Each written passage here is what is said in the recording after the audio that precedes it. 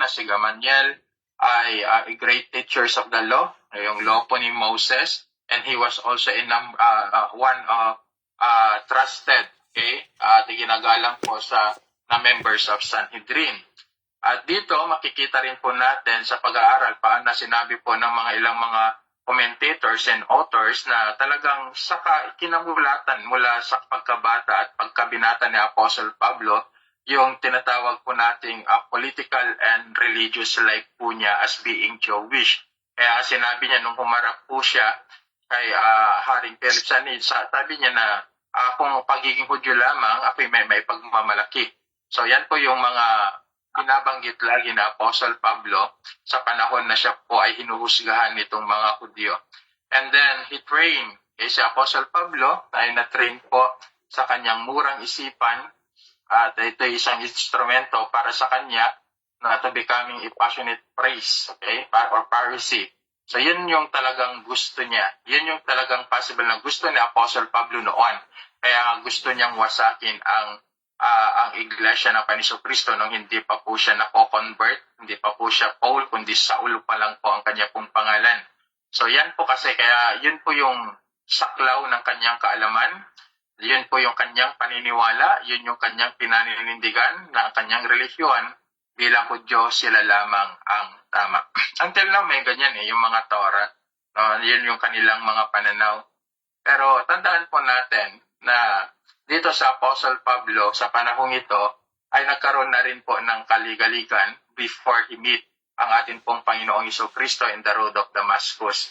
Kung papansinin po natin ang kanyang sulat doon sa aklat din po ng Philippians chapter 3 verse 6, makikita po natin yung kanyang sinabi, testimony sa kanya pong sarili na sinabi niya kung sa pagiging masugid na sa kautusan, inusig niya ang Iglesia ng Panginoong Diyos at pagiging matuwid sa kautusan, wala nang maisusumbat sa kanya. So yan po, no? Nag-aral po si Apostle Pablo kay Gamaliel in AD 20. And AD 34, siya rin po ang isa sa promotor at nanood doon sa pagkamatay po ni Stephen. So yan po, tandaan po natin, pinag-aralan na rin po natin yan sa AD 34. At the same time, ilang panahon o buwan, in AD 34, bago po sa pagkamatay po ni Stephen, kumuha po siya ng kasulatan para sa ganon ay lalo po niyang ipapatay o di kaya magkaroon po siya ng otoridad na pahirapan, patayin, kalagit-karin ang mga Kristiyanong naglilingkod sa Panginoong Kristo. So that is AD 34, Acts chapter 9. So sa Acts chapter 9, makikita po natin na dito yung conversions of Apostle Pablo. Some people and some pastor believe na yung nagpakita na liwanag ay ito ipinaniwalaan po nila, this is one part of a Shekinah clouds of God's glory, nasabi po nila. But by the way, in the Old Testament time, alam naman po natin yan, nang nagpapakita na gumagabay sa bansang Israel, wala pong iba kundi ang ating pong Panginoong Jesucristo at pinangalanan po nila yung glory, yung clouds na yan, which is the Shekinah clouds or God's glory. So sa AD 34 pa rin po, yan po yung sinabi ko po sa inyo, nagpasimula na si Apostle Pablo upang sa ganon ay maglakbay patungong Damasco upang pag-uusigin. Pag-uusigin po niya ang mga Kristiyano. Bakit po? Kasi Paul views Christian as enemy of God. Yun yung pananaw niya.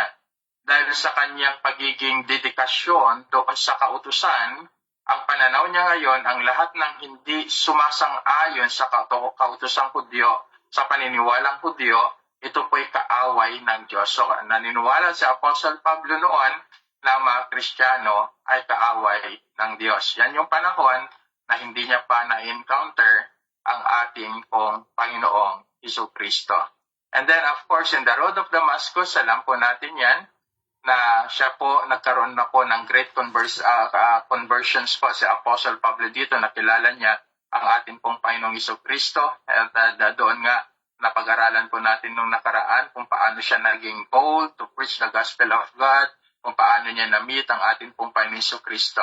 And AD 34 to 36, ito yung pag-aaralan po natin regarding his travel in Arabia. Dahil may binanggit po doon sa aklat po ng Galatians chapter 1 verse 15 to 17, also in 2 Corinthians chapter 12 verse 1 to 4, sa kanyang paglalakbay sa mga lugar na yan. And of course, part pa rin po ng AD 36 to 46, si Apostle Pablo ay bumisita doon sa Jerusalem. Ito yung unang-unang meet up niya kay Apostle Peter. Na nagkaroon po ng medyo hindi pa pagkakaunawan regarding the belief of the Jews at sa yung belief ng mga Gentiles, both Christian pero meron pa rin kasing mga Hudyo na naniniwala pa rin na dapat hindi alisin ang kautusan at ang mga Hintil naman ay kailangan nilang pasundin sa kanilang pamantayan at batas na ito. Pero sa Apostle Pablo, sabi niya hindi ganon. No? So makikita po natin na si Apostle Pablo talaga nanindigan that he is called by God, our Lord Jesus Christ, to be a preacher to the Gentiles. So napakaganda talaga yung regalo sa atin ng ating pong Panginoong Diyos. So dito na, sa AD 47 hanggang 48, this is the first missionary journey of Apostle Pablo. So mayroon po kayong actually hindi po naman kasi may pakita sa inyo yung map, lalo na yung mga tinatawag na Bible Atlas. Pag mayroon po kayong mga books na Bible Atlas, may mga verses po kasing ginagamit po dyan para lalo po ninyong masundan yung journey. For example, yung journey po ng Israel nung sila po ay umalis sa Egypto, yung journey po na Abraham, ni Jacob, at ganun din po kay Apostle Pablo. Pero babanggitin ko na lamang po ang ilang mga lugar, mga unang lugar sa kanyang unang pagmimisyon ni Apostle Pablo. Dahil mahalaga rito ay makita lang po natin at sino yung kanyang mga kasama. So sa chapter 13 makikita nyo at mababasa ang mga lugar na ito na akin pong babanggitin at maging po ang kanyang naging kasama. Actually, in the end of the chapter 12, makikita na rin po natin yan regarding doon sa pagsisend din po nila kina Apostle Paul at kay Barnabas. So unang-una, Paul and Barnabas, tandaan po natin na sila po ay tinawag po sa pagmimisyon. Sila po ay pinadala rin po ng iglesia, kasama rin po si John Mark, doon sa island of Cyprus. Yan po yung unang makikita po natin. At doon, siya po ay unang nagbahagi ng salita po ng Diyos sa mga synagogue po ng mga Jewish doon sa Salamis. Okay? So doon sa Gawa, chapter 13, verse 4 and 5, sabi po dito, dahil isinugo ng Espiritu Santo sina Bernabe at Saulo ay nagpunta sa Seleucia at buhat doon ay sumakay sila sa isang barkong papunta sa Cyprus, verse 5. Nang dumating sila sa Salamina, ipinahayag nila ang salita ng Diyos sa mga sinagoga ng mga Hudyong naroon. Katulong nila si Juan. So pinag-aralan na po natin. So John Mark. Hindi po si John the Baptist at hindi rin po si John, which is John the Beloved. Si John Mark po. He is the authors the book of Mark. So John Mark. So siya po yung naging kasama po nila sa gawain. So si John Mark, one of the author of the book of, siya po yung author of the book of Acts. Siya po yung nabanggit in the book of Acts chapter 12, verse 12 and also in verse 25. Si John Mark po ay pinsan po ni Barnabas na kasama ni Apostle Pablo. Itong mga talata hindi pa na po babasahin, pwede niyong pakinggan po ulit kung sakaling naka-record po ito doon sa mga talata kung gusto niyo pong balikan. So siya po ay cousin po ni Barnabas. So ito po ay binanggit po ni Apostle Pablo doon sa aklat ng Colossians chapter 4 verse 10. At pagkatapos po nito, si John Mark po ay pagkatapos na possibly nung humiwalay po si John Mark ay naging kasama and companion din naman po na Apostle Peter. That found, mababasa po natin dyan in 1 Peter chapter 5 verse 13. At nagkaroon po kasi ng medyo problema, pag-aralan natin konti dito mamaya, sa Apostle Pablo sa si John Mark. Pero doon sa 2 Timothy chapter 4 verse 11, nagkaroon ng reconciliation. Kasi sabi ng Apostle Pablo doon na siya ay kagamit-gamit sa kanyang gawain. So there is a ministry talaga, si John Mark talaga, na kung saan useful talaga siya sa gawain po ng ating Panginoon. He is not only a good author or writer, pero makikita po natin kung paano sinasabi ni Apostle Pablo sa kanyang ilang mga sulat. Katulad na akin pong sinabi sa inyo, si John Mark po ang author po ng The Gospel of Mark. Okay, so sinulat niya po, by the way, sinulat niya po ang Gospel of Mark not based on kung ano yung kanyang nakita, dahil hindi naman po siya naging kasama ng mga apostol, but Yun, isinulat niya ang Gospel of Mark through the oversight of apostolic oversight. So, ibig sabihin, sa mga kwento, sa mga karanasan, sa mga sinasabi, sa mga pre-preach po, ipinapangaral po ng mga apostol, doon po siya nagbase. No? So, yan po yung tandaan po natin. And all the gospel, ang Gospel of Mark, ang pinakamababa po ang chapters. Meron lang pong 16 chapters po. Ayan po. No? And then probably, and reason kung bakit po siya pinili, unang-una, family tie to Barnabas.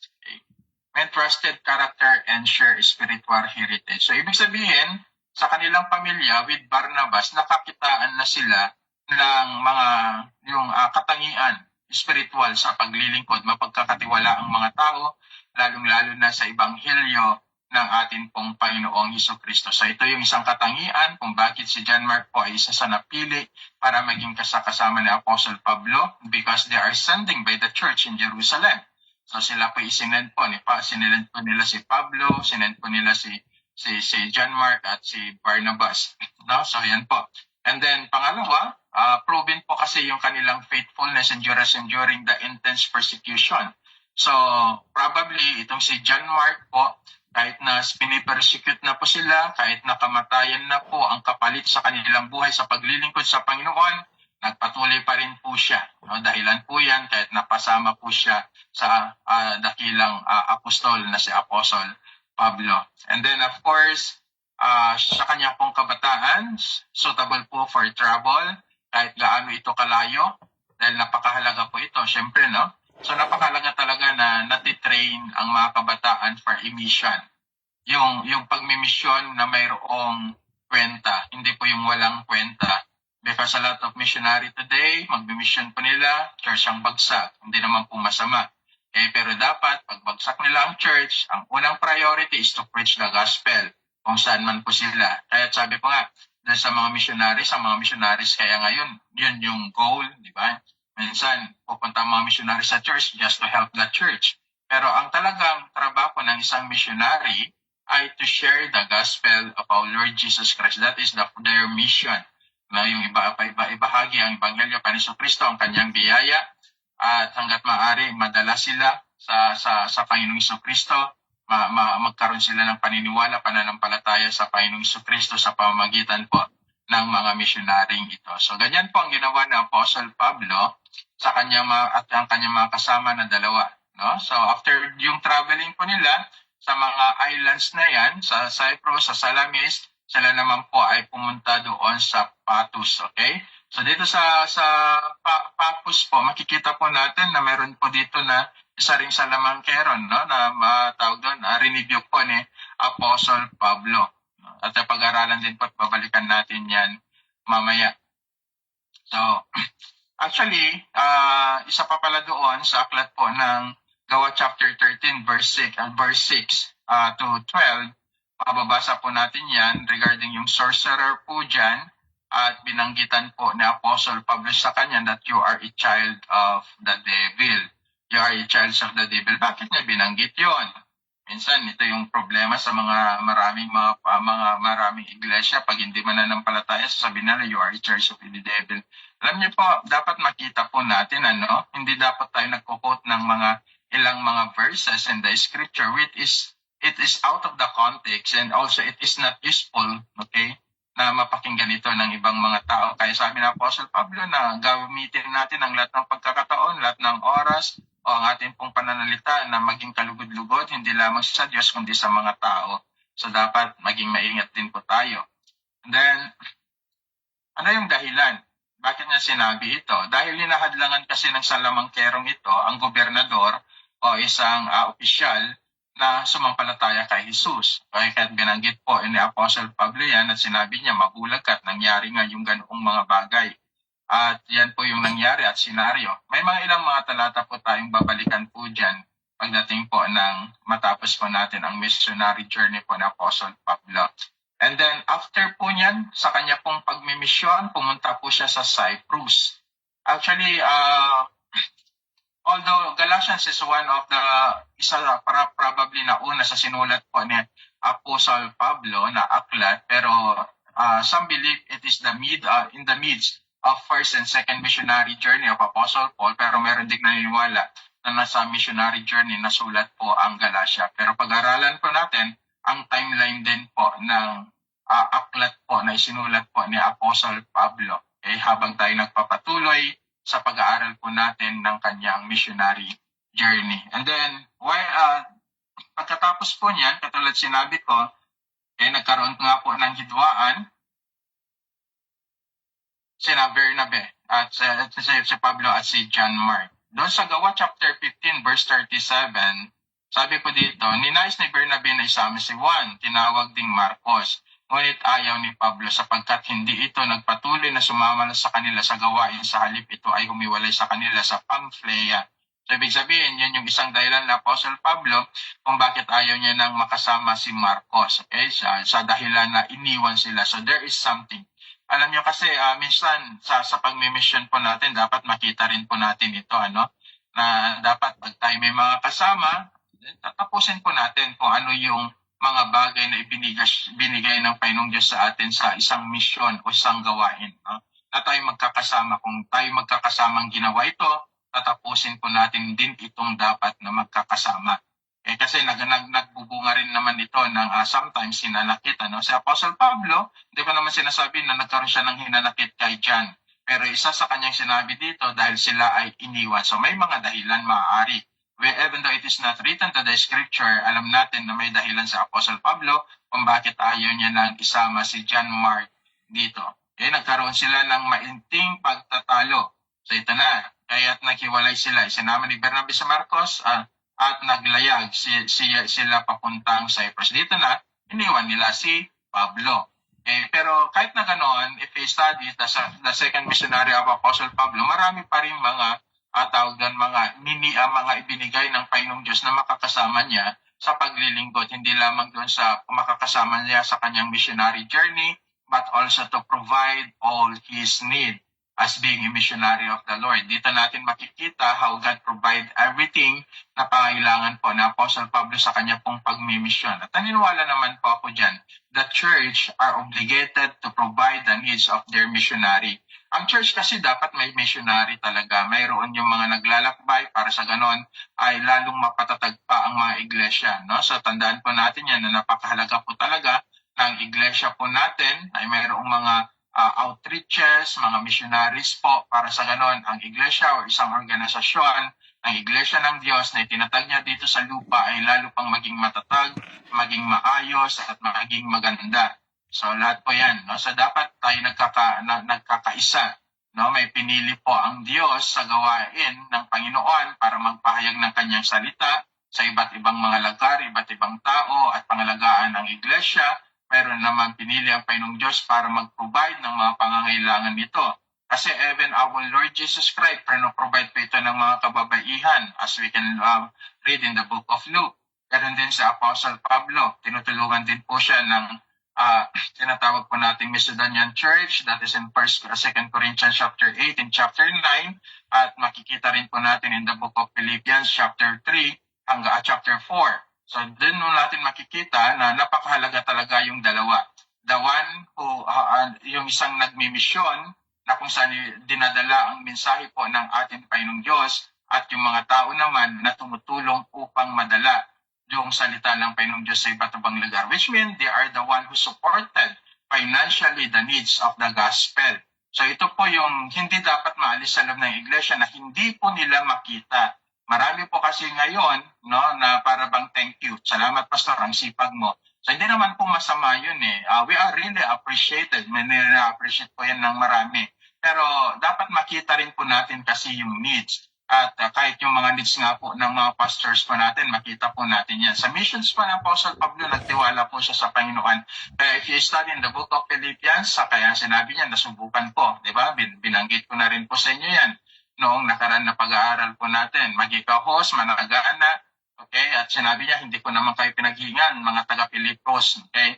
Ng mga tulong, ngunit alam kong nais niyo akong tulungan, ngunit hindi nga lang kayo nagkaroon ng mga pagkakataon. So yung mga binabanggit na Apostle Pablo dito, makikita po natin talaga na ipinapaliwanag niya lamang sa loob ng iglesia yung pagtutulungan.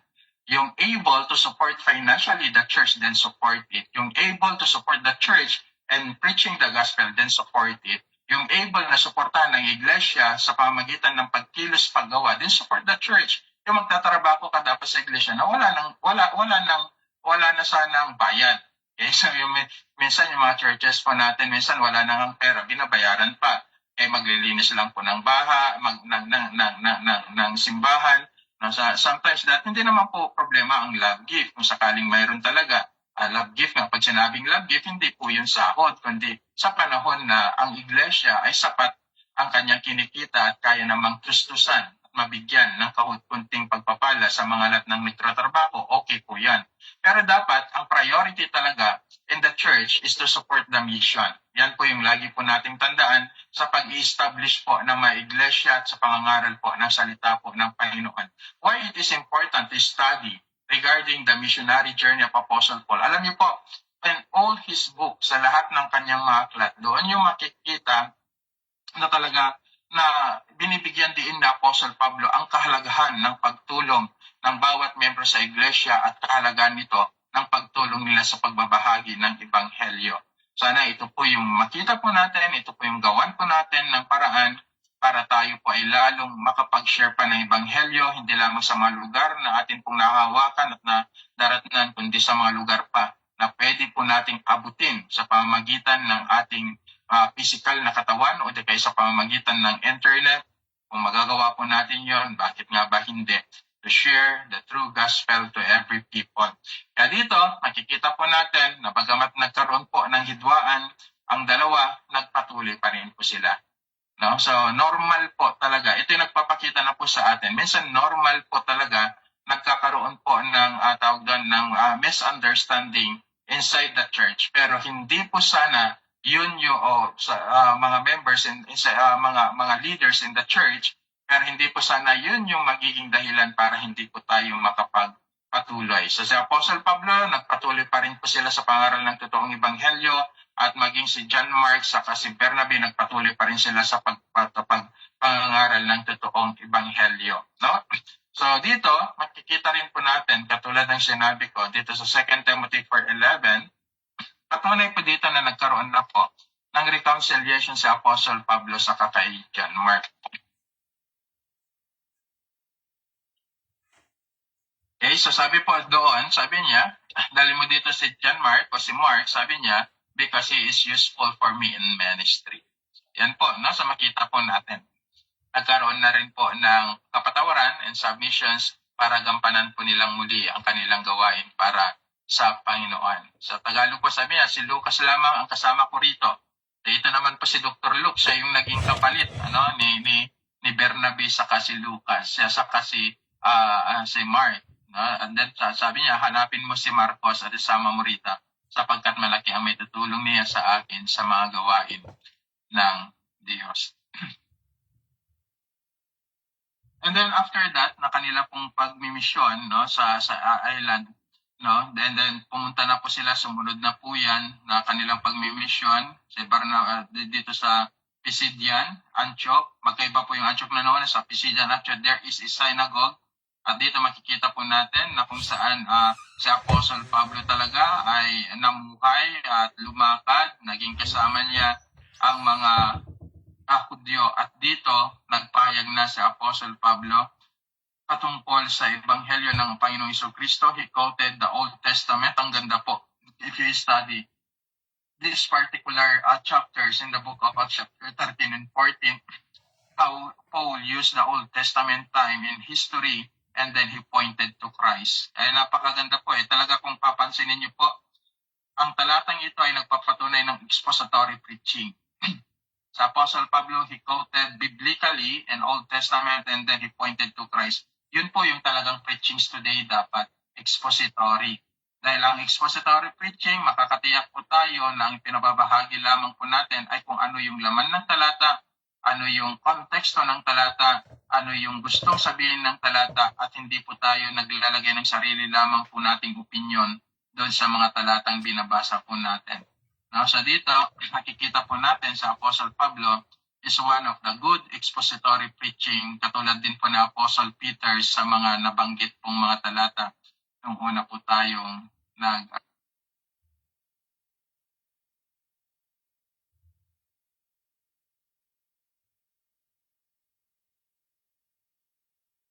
tuto sa amin ng Panginoon. Inilagay kitang liwanag sa mahintel upang magdala ng kaligtasan hanggang sa dulo ng daigdig. Si Pablo po ang kinakausap dito ng Panginoon. Nang marinig ng mahintel ang masalitang iyon, siya ay nagalak at nagpuri sa salita ng Panginoon at sumampalataya ang lahat. At sumampalataya ang lahat ng hinirang para sa buhay na walang hanggan. Sino po yung sumampalataya? Ang mga hinirang. Ito na yung lagi ko pong sinasabi po sa inyo. It is impossible for a person to believe that through Jesus Christ in the Bible, if God will never choose him. Maraming mga tao ngayon ay part of deception. Ang Kristo nilang pinaglilingkuran ay ang Kristong ginawa ng kanilang puso na sinabi ko na rin sa inyo, ginawa ng kanilang kaisipan. Kristo na kung saan binibigay ang lahat ng kanilang gusto, pero ayaw po nilang mamuhay sa kanyang mga turo. Alam niyo po, tandaan po natin, a true believers totally submitted his life to Christ. Wala na pong pag-aalinlangan po yan. Kung totoong mananampalataya ka, iaalay mo ng buo ang buhay mo kay Kristo. Walang katiting na may iwan para sa iyo. That is the calling of the gospel. Kung talagang mahal natin ang Panginoon Kristo, ito minsan napapaiyak talaga ako sa mga ganitong mga kataga, which I read in the scripture, but it is remind me na maikli lang po ang buhay po natin. So dahil pinili po tayo ng Diyos, ito ang bibigyan ko ng konting din, dahil pinili po tayo ng Diyos, nagkaroon tayo ng pagkakataon at binigyan tayo ng pusong sumampalataya sa Kanya. At yung pananampalatayang yan na totoo, ito yung magkukonvict sa atin that we are willing to leave everything in our life for the sake of Christ. Kaya dapat matiyak mo na ang pananampalataya mo talaga ay kay Kristo ba? O ginagamit lang si Kristo para matugunan ang pangangailangan mo? Magkaiba po yun.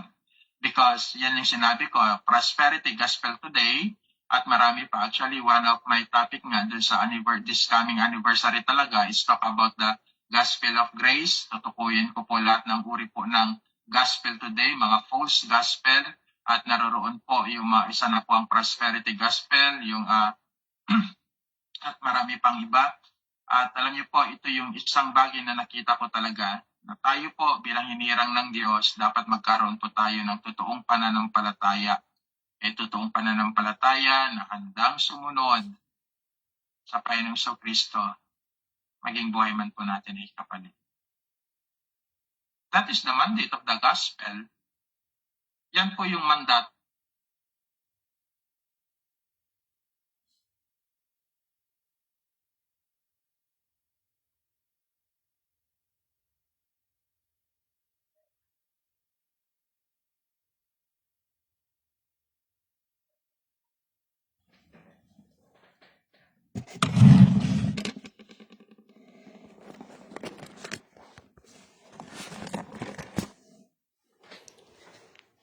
Wala po kayo, Pastor.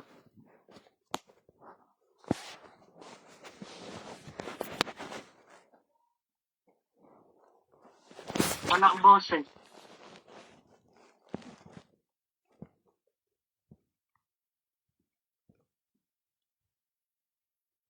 Nawalan ng kuryente. Nawalan ng? Ay, so, yun po yung makikita po natin, ano? So, kung magkaroon po tayo nito, na uri ng paninindigan, that we are willing to give everything and willing to give up everything for the sake of Christ, makakatiyak po tayo sa 100% na tayo sumampalataya sa totoong ebanghelyo at tumanggap ng totoong biyaya ng Panginoon Kristo. At ito yung laging sinasabi sa marami, hindi talaga parang laro ang paglilingkod sa Panginoong Diyos. Hindi pwede yung half para sa iyo, half para kay Kristo.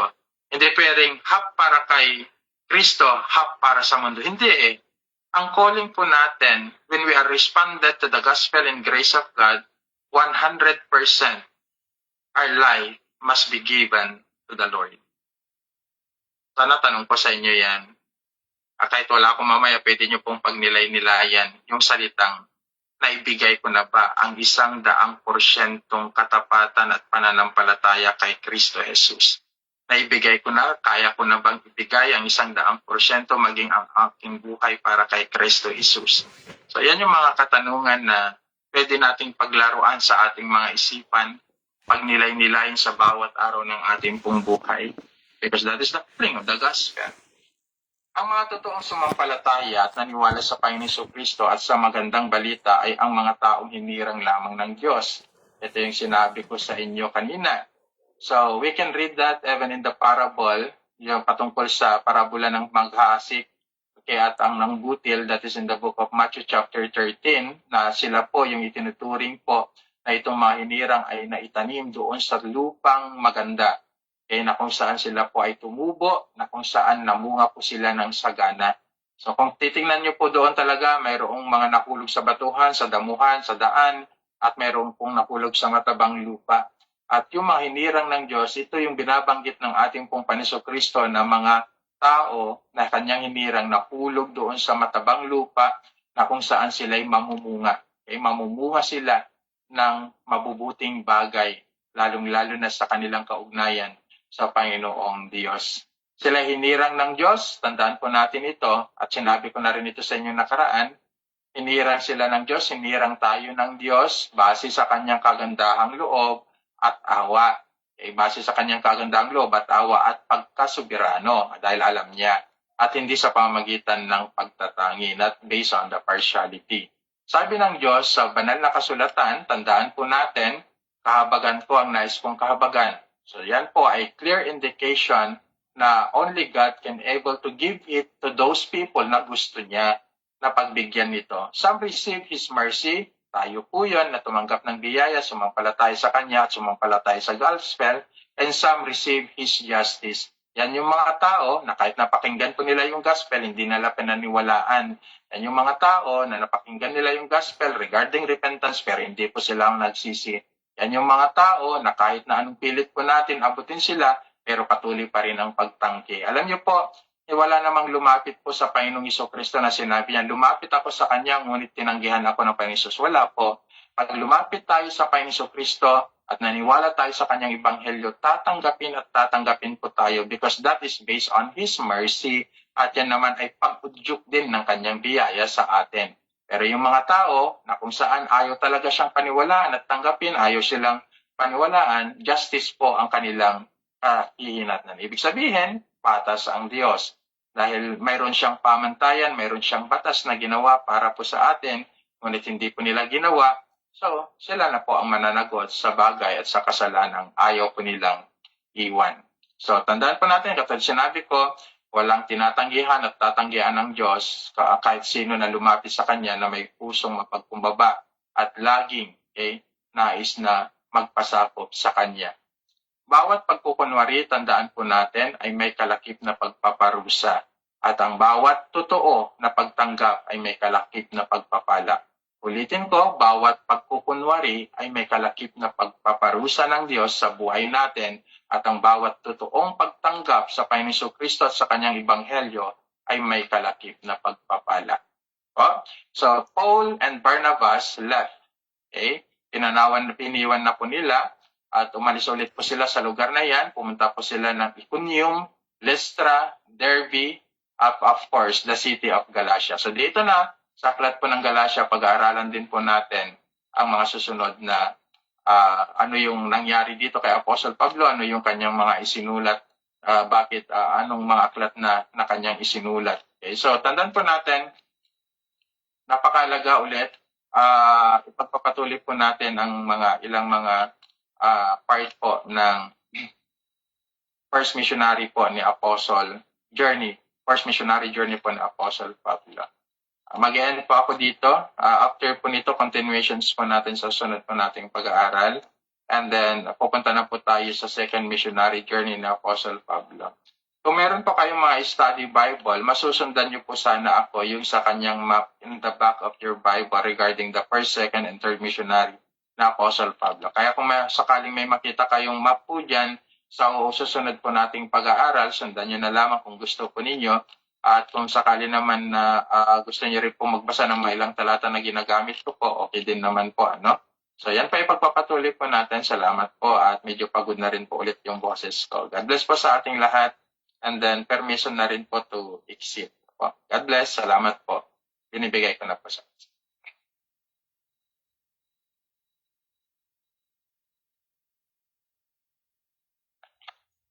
Amen po. Maraming salamat po, Pastor George, sa napagandang mensahe na pinagkabagi po ngayong gabi sa pamamagitan niyo pong pagbabahagi po ng balita, ng banal na balita mula po sa ating Panginoon. So, bago po tayo dumako sa ating reflection and testimony at mga nagrema po sa ating pinag-aralan ngayong gabi, tawagin ko muna po ang mananalangin para po sa ating mahal na Pastor George, na pangungunahan po ng ating kapatid, na si Sister Florenza Susar. God bless you, Sister Florenza. Amen. Amen. Magandang gabi po sa inyo lahat. At glory to God po sa buhay po ng ating dating Pastor Georges na nagbahagi po ng salita ng Panginoon sa Acts 13.